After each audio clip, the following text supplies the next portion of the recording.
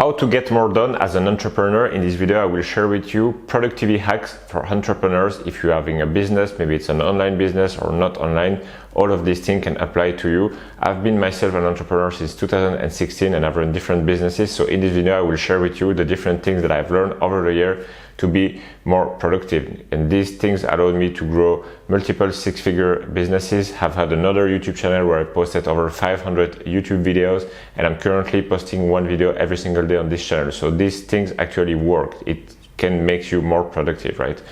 The thing number one that you have to do is to prioritize. It might seem like obvious, but you need to make sure that you start your day the right way.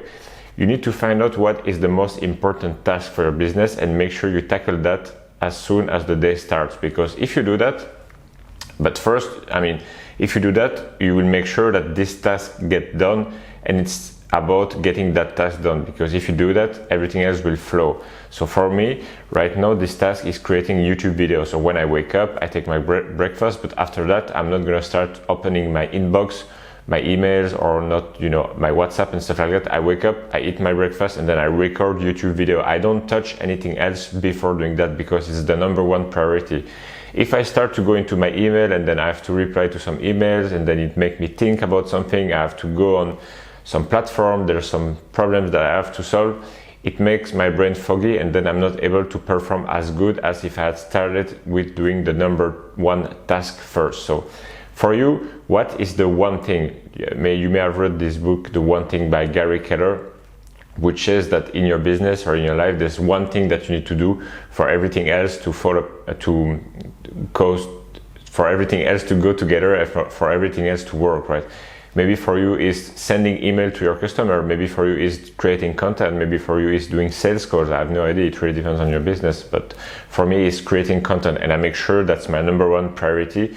And if I cannot do anything else on that day, as long as I create a piece of content, I have a successful day, business-wise, right? So that's really important. Now, the number two thing that you can do to increase your productivity is doing tasks in bulk. For example, when I'm recording YouTube videos, I don't only make one YouTube videos. I would usually make 2, 3, 4, 5, or even more sometimes in a row, because there is something called friction. When you start doing some new task, you have to get in the mindset of doing it. For example, for creating a YouTube video, I have to set up the camera, check the lighting, check the focus, put the microphone, write down what I'm going to talk about and stuff like that. And whether I do it for one video or for 5 videos, is pretty much the same effort. And also, you don't have to start every time. Let's say I wanted to do a video every single day. I would wake up, put the camera, do this, do that, and do it every single day. It will take me more time than if I would do 7 videos in a row in one single day. So bulk, do your actions in bulk, your tasks, your things that you have to do. Can you find a way of doing everything at once, right? Let's say you have a lot of email to answer.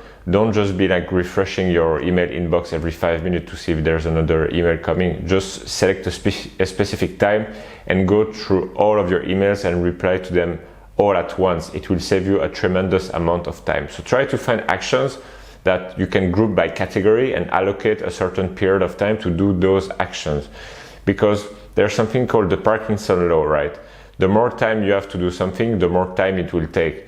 Now, if you set yourself some specific period of time to do this action and you want to do that, it will make sure that you do those things faster, basically. It's like if I tell you you have 2 hours to create 5 YouTube videos, you will do it. But if you have 1 week to create 1 video, it will take you a week. Whereas if I tell you have 2 hours, you will just take your phone and record 5 quick YouTube videos and you will get the job done faster. So that's pretty much it. Now, a third thing that you should do is to use your mood or how you're feeling. A lot of people are like, oh no, you should force yourself. Even if you're feeling sick, you should do this or you should do that. I know that for me, there are some days where I feel more like doing some certain things, and some day I feel like doing some other things. For example, some days I'm feeling really creative. I want to do a lot of content. I want to do YouTube videos and stuff like that.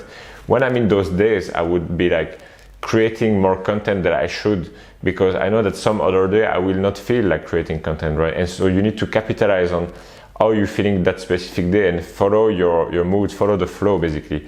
Maybe someday you feel more like writing, so maybe that's the good time to work on your sales page, on your emails, on your website, right? But someday you feel more creative and creating videos, for example. Or maybe some days you don't feel like doing that and you can do something else in your personal life that you've been procrastinating for quite a while.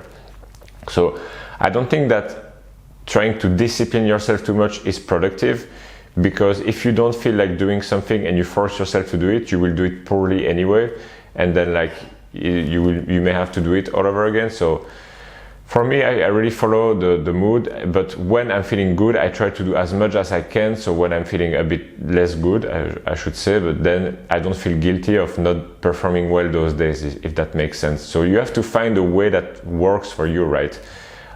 Even if you're watching this video, I mean, you have to listen to what I'm saying, but also think, okay, does this really apply to me? How can I use that in my life? Do I work like that? Can this really work for me, right? You have to use your mood, and I'm not saying like, you know, work whenever you feel like it, don't work if you do not feel like it, but just when you having like good days, try to do as much as you can to prepare for the rainy days, if that makes sense. Another thing that you can do to improve your productivity and get more stuff done is to remove what's not necessary. A lot of tasks that we are doing, we can simply just not do it. For example, I mean, I don't have any idea of example, but I used to pay someone to transcribe the videos that I was doing to put on a blog, but it didn't bring any result. So I just stopped doing it, right? You don't have to do it yourself as well. There are a lot of actions that you could potentially remove in your business that you don't know. And also you could automate this action. For example, let's say you're posting videos on YouTube and every day you share those videos on Facebook. You can automate that with Zapier, and you don't have to remind yourself constantly, oh, I need to share that video. Or for example, if you want to publish a video on YouTube, you can just schedule it. You don't have to, you know, publish it every single day manually, right? And then the last thing I want to talk about is to focus on high leverage activities. You want to find out in your business, in your day-to-day life, what are the activities that you are doing that bring the most results. It's similar to the 20-80 rules, where like 20% of your action will bring 80% on the result. And you want to find out in your business, what are those actions that bring the most results. For me, it's creating YouTube videos, right? For example, editing a YouTube video is not really high leverage because I can outsource that. And I don't even do much editing anyway, because it's not something that will make or break my success on YouTube. As long as I provide value and create great content, meaning that content that is helpful, well, it will bring me people that are interested by my YouTube channel, right? So that's the only one thing that I need to focus about. I don't need to spend, you know, if I would be spending like hours on perfecting my website and having good looking pictures for Instagram, that is not really high leverage activity, because it will not bring any significant result for my business. So in summary, prioritize, do your actions in bulk, use your mood or go with the flow, remove what's not necessary, automate what you can, outsource. You can also outsource, for example, customer support and other stuff that you can outsource on Upwork or Fiverr and stuff like that, and then focus on high leverage activities. Now, if you want to start an online business or grow your online business, I created a free course that you can access, where I will teach you how you can create a business that will give you a good lifestyle, create passive income, and become financially free while living the life that you love. So the link is in the description to access to this free course. It's totally free, so I will see you there. And that's it for this video. I will see you in the next one. Bye bye.